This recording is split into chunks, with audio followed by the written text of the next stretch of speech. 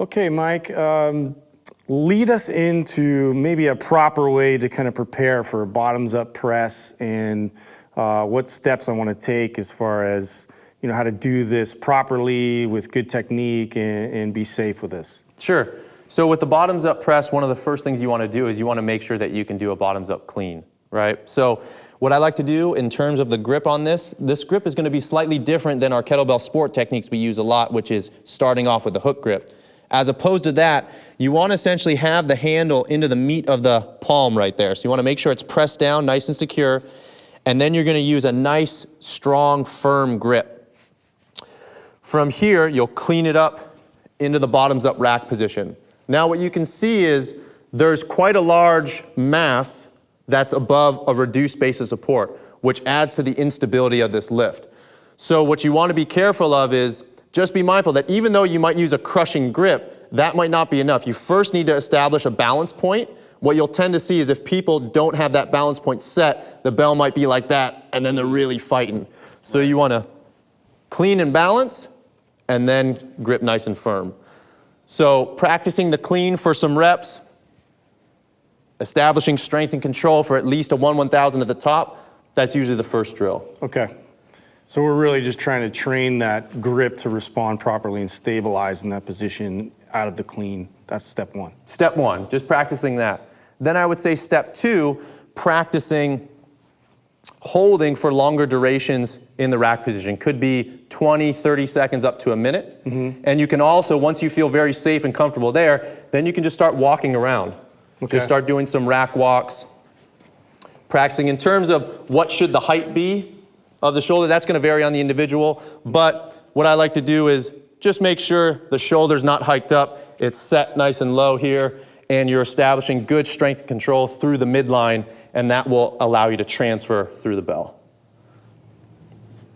Okay, great. So now, step two. Now where do we take it after we kind of focus on the stabilizing and getting the grip and all that established properly? So once you do that, and as you're practicing the clean, the rack hold, and the rack walks, you can use that training period to start opening up all the muscles and the spine itself that's responsible for getting safely in the overhead position. So what I like to do is, as people are practicing the technique on the clean and the rack position, make sure you're opening up the T-spine on your other work, make sure you're opening, stretching and really loosening up the pecs, the lats, all those muscles that are responsible for the overhead position.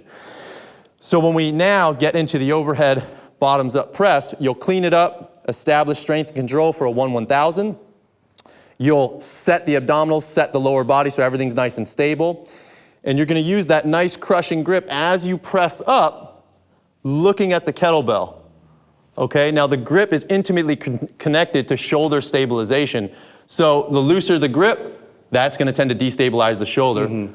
Also, I like to look at the kettlebell as I'm pressing it up.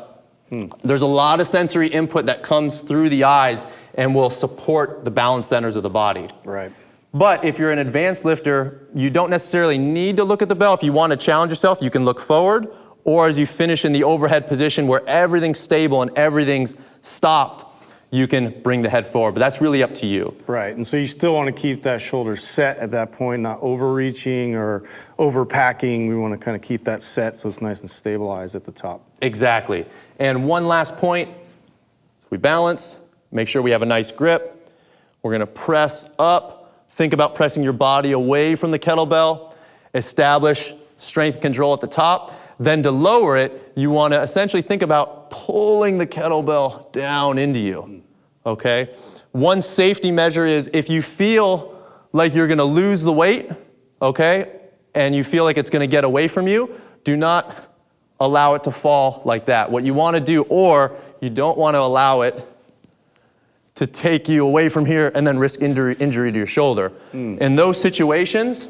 Yeah, take us through some steps as how to kind of properly, if you are failing, how are you going to sort of dump the weight? So if the weight's going back here, okay, I'm going to hop, rotate, and move the center of my body in alignment with the kettlebell. So I'm not going to allow the bell, essentially my shoulder, to get ripped off.